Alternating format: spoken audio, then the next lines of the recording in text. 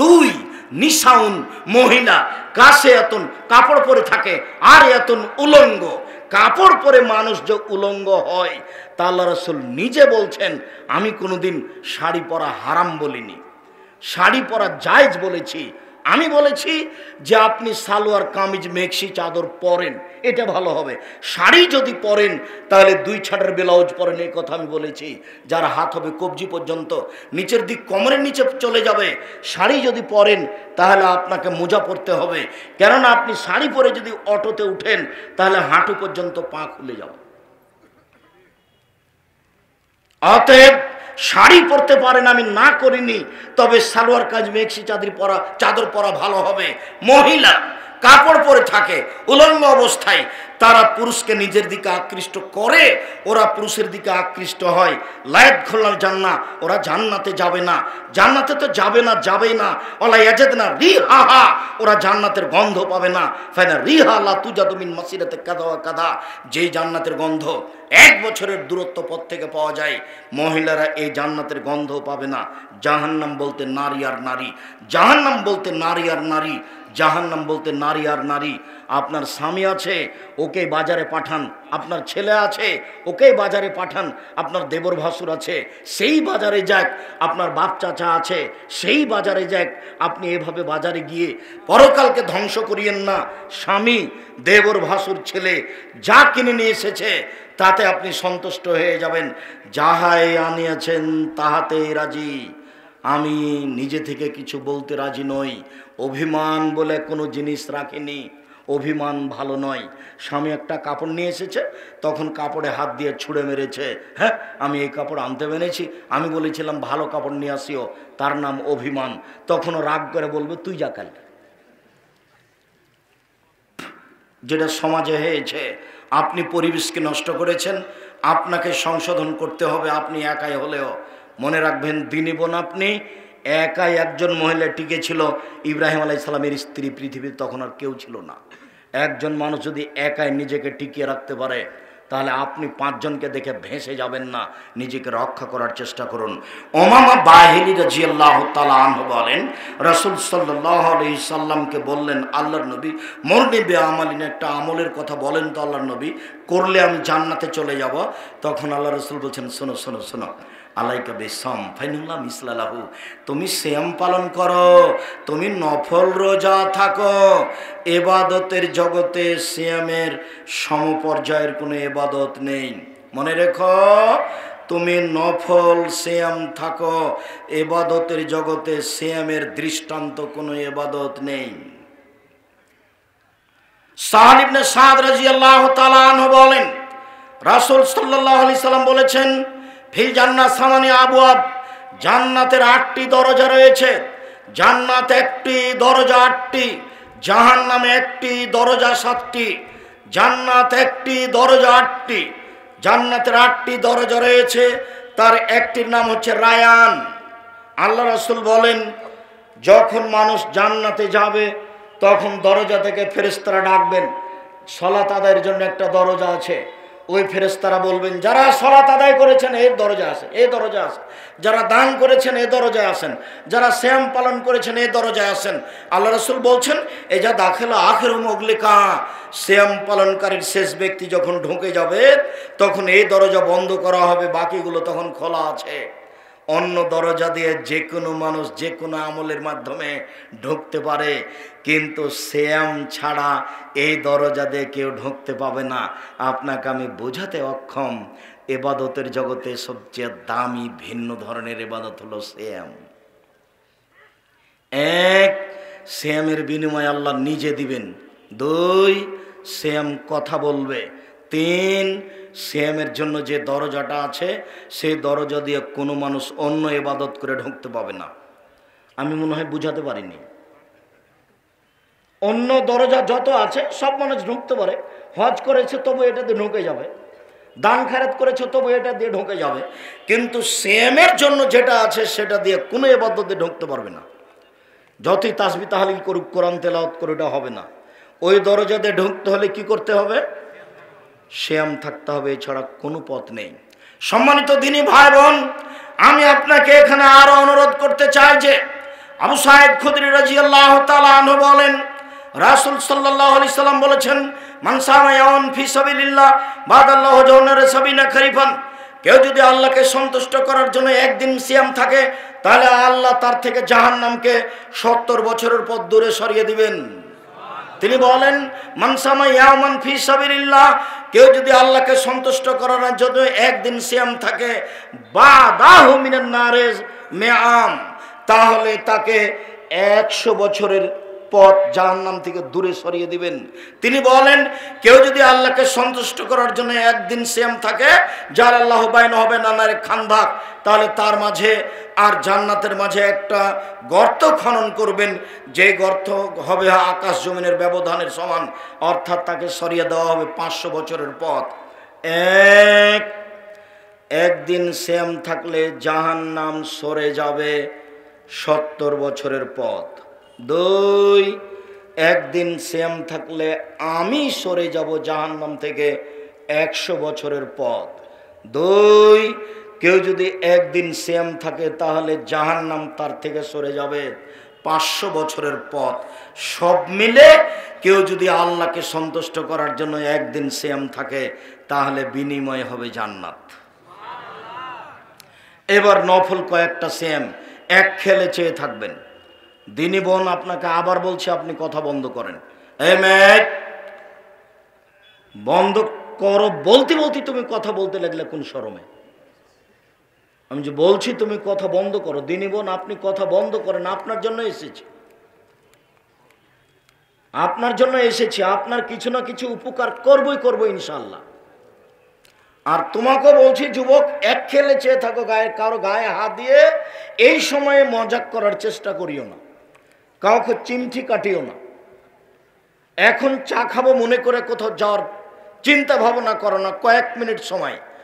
আগামীকাল যদি তোমরা সবাই মিলে যাও ডাঙ্গিপাড়া, তারপরে আসার মতো আমি পরিবেশ করতে পারবো না।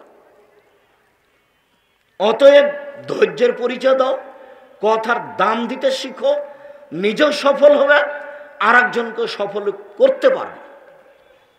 সম্মানিত দিনী ভাই বোন, আবু হুরায়রা রাদিয়াল্লাহু তাআলা আনহু বলেন, রাসূল সাল্লাল্লাহু আলাইহি সাল্লাম বলেছেন, আফজালুস সামে বাদার রমাজান শাহরুল্লাহিল মুহররম ওয়া আফজালুস সালাতে বাদাল ফারিজা সালাতুল লাইলে। রমজানের পরে সবচেয়ে দামি সিয়াম হলো মুহররমের সিয়াম। ফরজ সালাতের পরে সবচেয়ে দামি সালাত হলো রাতের সালাত মুহররম। রাসূল সাল্লাল্লাহু আলাইহি সাল্লাম মদিনায় আসলেন, দেখলেন মদিনার লোকেরা সিয়াম পালন করছে। তিনি বললেন, তোমরা মুহররমের 10 তারিখে সিয়াম থাকো কেন? তখন মদিনার লোকেরা বলল, ইন্নাহু ইয়াউমুন আযীম, এই দিনটা হলো খুব বড় দিন। কেন? আনজাল্লাহু তাআলা ফীহি মূসা ওয়া কওমাহু, এই দিনে আল্লাহ মূসা এবং তার সম্প্রদায়কে বাঁচিয়ে দিয়েছেন। ওয়া গাররাকা ফিরআউন ওয়া কওমাহু, আর আল্লাহ তাআলা এই দিনে ফিরআউন এবং তার সম্প্রদায়কে কুলজুম সাগরে ডুবিয়ে দিয়েছেন, নীল নদীতে নয়।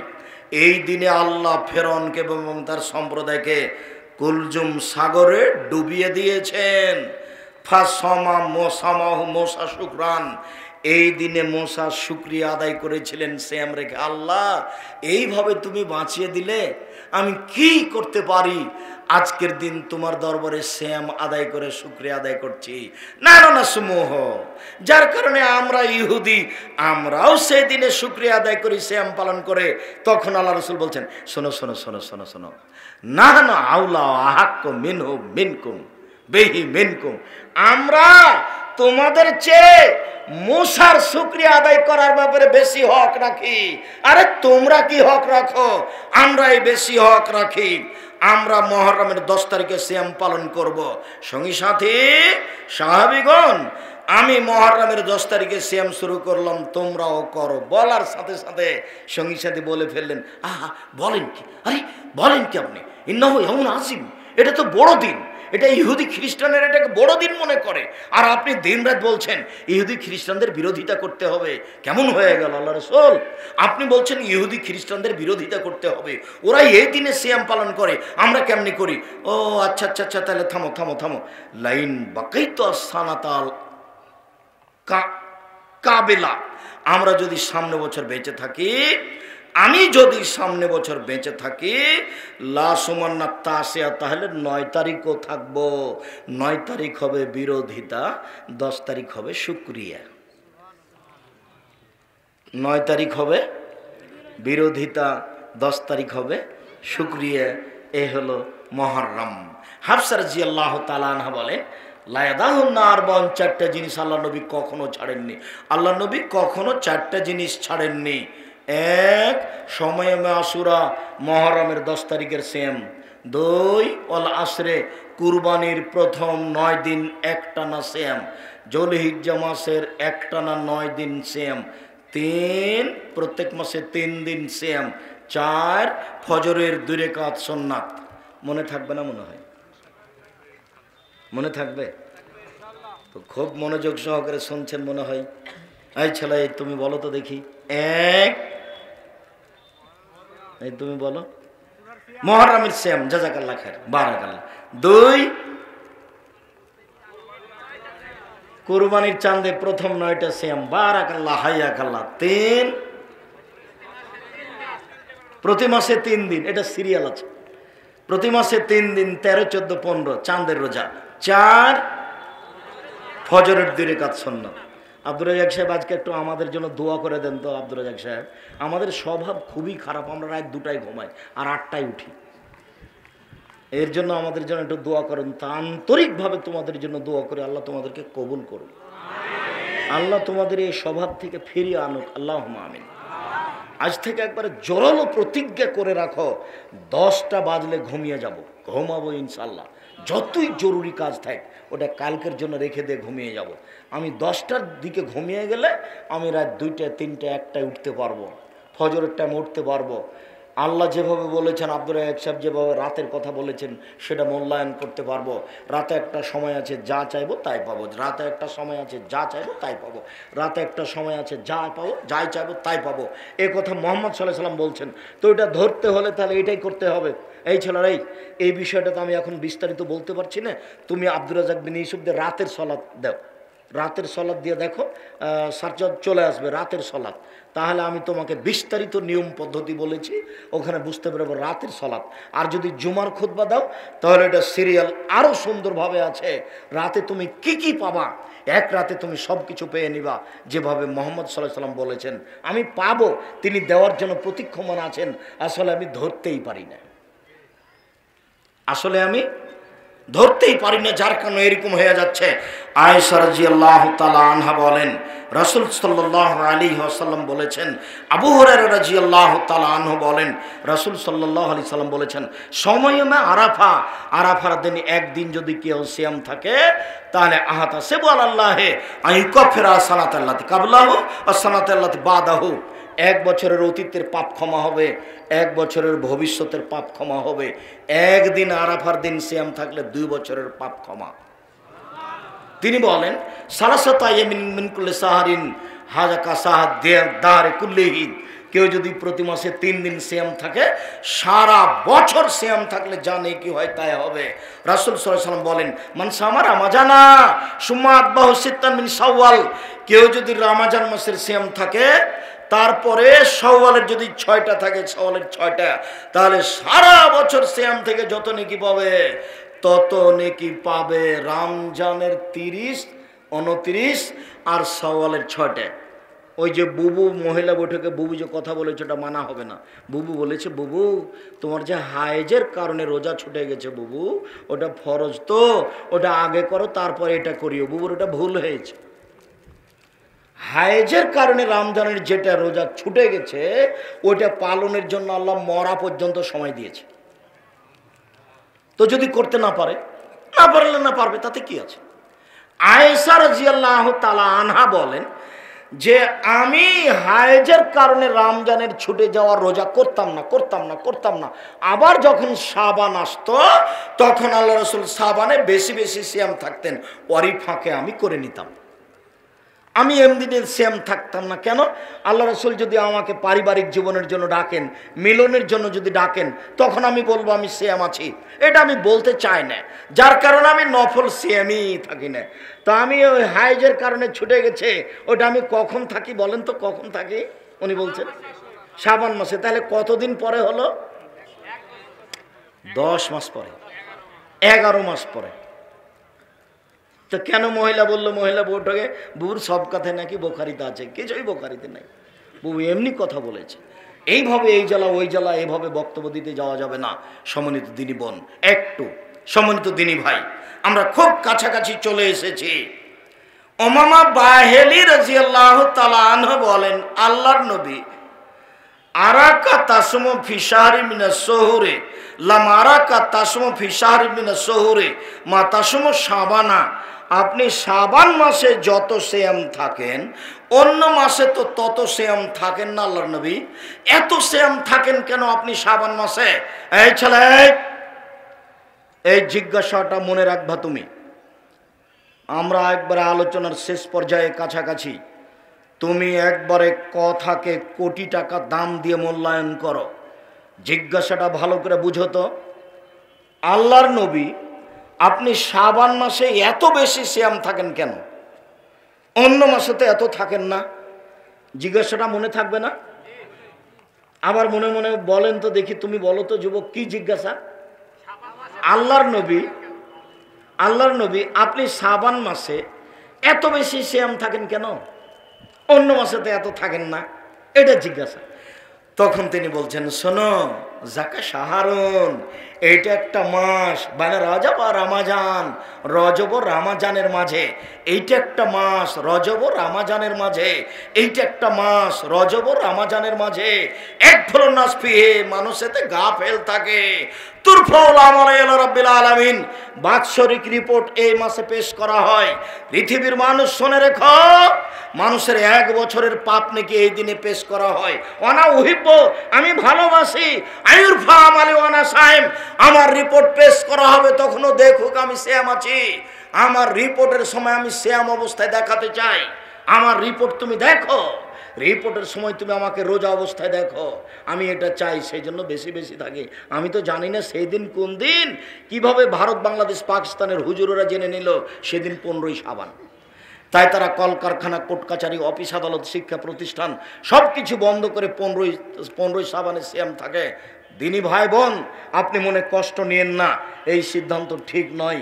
আল্লাহর নবী ধরার জন্য এক টানা 15 দিন সিয়াম থাকতেন। কিভাবে? এক টানা 15 দিন সিয়াম থাকতেন। আপনি এইভাবে সিয়াম থাকার চেষ্টা করেন, আপনি ভালো ফল ভোগ করতে পারবেন ইনশাআল্লাহ। সিয়ামের বিনিময়ে জান্নাত হবে ইনশাআল্লাহ। সম্মানিত দিনী ভাই বোন, আপনাদেরকে 5 ওয়াক্ত সালাত আদায় করার অনুরোধ জানিয়ে, বিশেষভাবে রমজান মাসে সিয়ামের জন্য প্রস্তুতি নেবেন, শাবান মাসে বেশি বেশি সিয়াম পালন করার অনুরোধ জানিয়ে, হালাল রুজি খাওয়ার অনুরোধ জানিয়ে বলছি যে আগামীকাল পরশু এই 2 দিন জামিয়া সালাফিয়া রূপগঞ্জ নারায়ণগঞ্জের সম্মেলন। আগামীকাল এবং পরশু জামিয়া সালাফিয়া রূপগঞ্জ নারায়ণগঞ্জের সম্মেলন। দেশের দেশ বিদেশের সব আলেম ওলামা থাকবেন, আপনারা সেই দিন আসেন। আর ওই মাসিক আল ইতেসাম পত্রিকা আছে, আব্দুল্লাহ আপনাদের অনেক প্রিয় মানুষ, আব্দুল্লাহর মিন্নাতুল বাড়ি আছে। কোথায় আছে?